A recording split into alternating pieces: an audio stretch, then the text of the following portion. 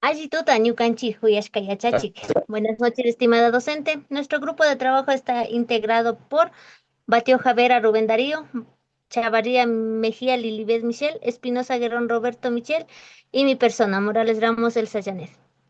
Hoy nos complace compartir con ustedes un análisis reflexivo sobre los fenómenos que han marcado profundamente la historia y la estructura social de nuestra región, el colonialismo y la discriminación racial.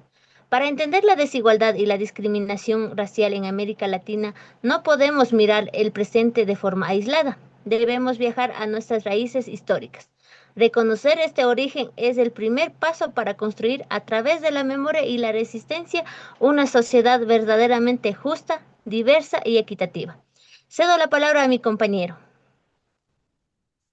¿Cómo están? Buenas noches. Mi nombre es Rubén Batioja.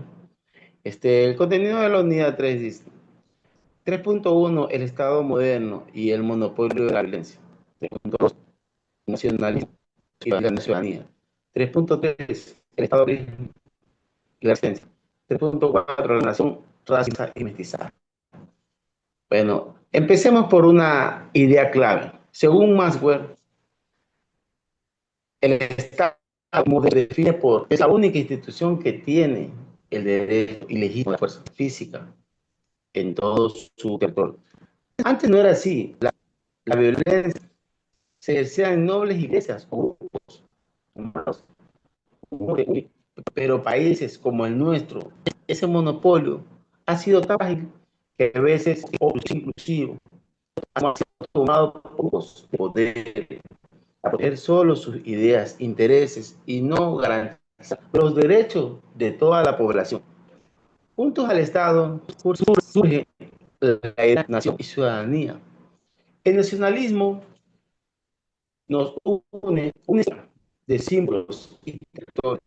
La ciudadanía dice que el derecho y debemos derechos y tenemos al pertenecer a ese grupo. Pero en América Latina, esa pertenencia no fue para todos los principios modernos, dejaron por fuera a los pueblos indígenas, afrodescendientes y a la gente del campo. Solo con años de lucha se ha ido ampliando esa idea para ser ciudadano, que signifique ser ciudadano ecuatoriano. Muchas gracias. Cedo la palabra a Michelle Chavarría. Buenas noches, mi nombre es Michelle Chavarría, les voy a hablar sobre el Ecuador plurinacional. Bueno, hablar de Ecuador es hablar de una historia que se debate entre la diversidad y la homogenización. La Constitución de 1998 fue un primer paso, ya que aquí se reconoció la diversidad cultural y étnica. Se otorgaron derechos colectivos a pueblos indígenas y afroecuatorianos, pero aún así se mantenía la idea de un país mestizo como identidad dominante, ya que esto solamente era el inicio de un reconocimiento tímido que obligaba a las comunidades a resistir, a marchar, a recordar que no bastaba con escribir derechos en papel si no se aplicaban en la práctica.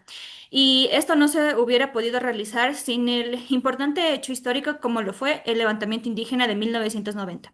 Después de el reconocimiento de los derechos colectivos en la Constitución de 1998, 10 años después, en el 2008, Ecuador dio un salto histórico, debido a que el Ecuador se declaró como Estado plurinacional e intercultural. Aquí se reconoció la autonomía de pueblos y nacionalidades, la justicia indígena y hasta los derechos de la naturaleza.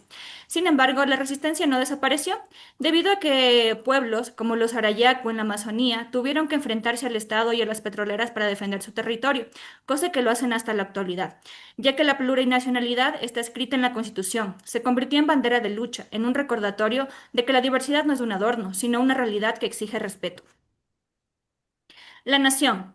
Hoy la pregunta sigue viva, ¿no? ¿Quién pertenece al Estado? ¿Quién pertenece a la nación? La respuesta ya no puede ser solo el mestizo, sino los pueblos y nacionalidades que conforman el Ecuador, ya que la nación no es solamente una voz, sino que es un coro de lenguas, colores y memorias. El mestizaje fue exaltado como unión, pero también como exclusión. La plurinacionalidad, en cambio, abre la puerta a reconocer que la verdadera riqueza del país está en su diversidad, como por ejemplo, la nación se conforma de varios elementos que son biológicos, culturales y espirituales. Entre los elementos biológicos tenemos podemos compartir un mismo origen étnico, entre los elementos culturales podemos compartir un mismo idioma o costumbres, y entre los elementos espirituales podemos compartir una misma religión, ya que somos nación porque somos mezcla. A continuación, mi compañero.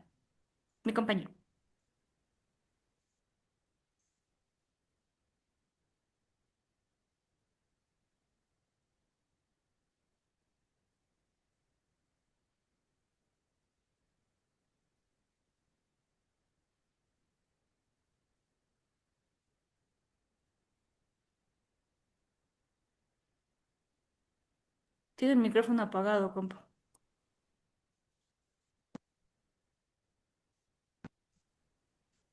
Revisaremos 4.1, racismo estructural y poder global, 4.2, racismo, género y sexualidad.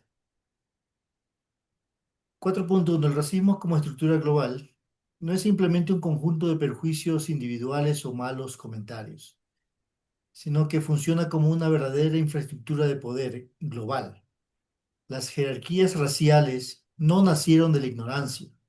Fueron herramientas geopolíticas diseñadas para justificar la extracción de recursos y el dominio a escala planetaria. Desde el pasado colonial, Europa sistematizó discursos de superioridad para legitimizar la explotación brutal que sufrió, que aplicaron a África y América Latina. Lo preocupante es que esto no ha terminado en la actualidad, sigue vigente.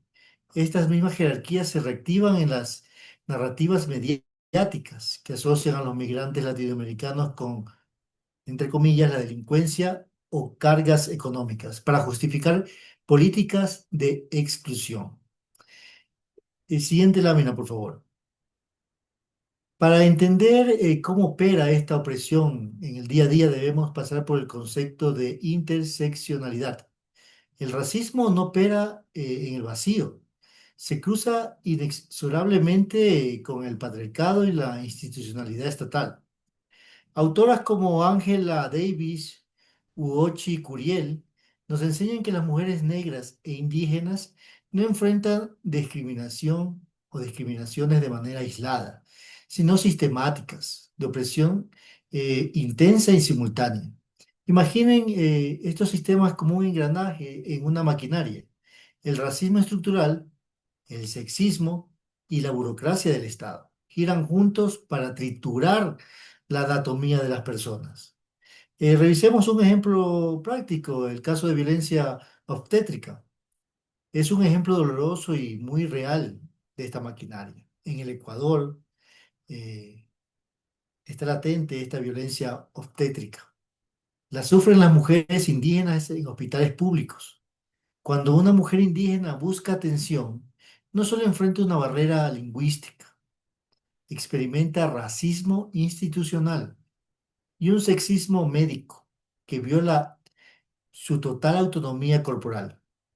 Es el punto donde el desprecio cultural se encuentra con la frialdad del Estado, con la frialdad de lo público. Entender el racismo estructural nos obliga a ver más allá de la superficie. Debemos identificar estos engranajes para poder desarticular una matriz global de poder que aún sostiene muchas de estas instituciones modernas. Solo reconociendo estas estructuras complejas podremos construir proyectos que sean verdaderamente emancipadores, libertadores.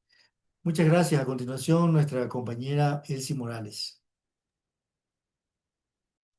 A continuidad de la exposición de mis compañeros sobre el contenido, unidad 4, el 4.3, racismo en América Latina. El racismo estructural no depende de actos individuales, sino de un sistema económico, político y cultural que produce la desigualdad. El colonialismo europeo justificó la explotación de África y América Latina con discursos de superioridad racial. Con respecto a la imagen, lo que muchos identificaron como razas en el pasado no fue otra cosa que una construcción basada en la pigmentación de la piel, después en los rasgos físicos y culturales de las distintas poblaciones. Así lo bautizaron al europeo blanco como caucásico, a los africanos como etiópicos o negros, a los asiáticos como monogólicos o amarillos y a los del Nuevo Mundo como americanos y rojos. La cúspide era obviamente la del hombre caucásico. 4.4. Resistencia, memoria y decolonialidad de poder. Aquí es donde los pueblos de América Latina responden y proponen alternativas frente al racismo y la herencia colonial. Es fundamental no confundir colonialismo con colonialidad.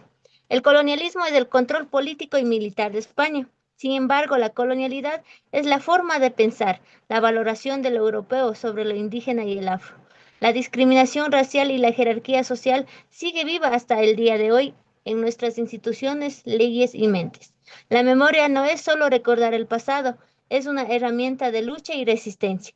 La memoria también permite sanar heridas históricas y exigir justicia y reparación en el presente. Mantener las lenguas ancestrales como el quichua y la cosmovisión comunitaria y el buen vivir, el suma causa. Y la coexistencia de sistemas de justicia indígena en el derecho estatal, demostrando que el derecho no es solo el que viene es de la herencia colonial europea. También una reflexión crítica sobre la unidad 4 muestra que el racismo y la exclusión en América Latina no son fallos del sistema actual, son el resultado directo de la colonialidad del poder que aún estructura nuestras sociedades. La decolonialidad y la memoria histórica son las herramientas filosóficas y prácticas para construir estados verdaderamente plurinacionales e interculturales. Yupaychani.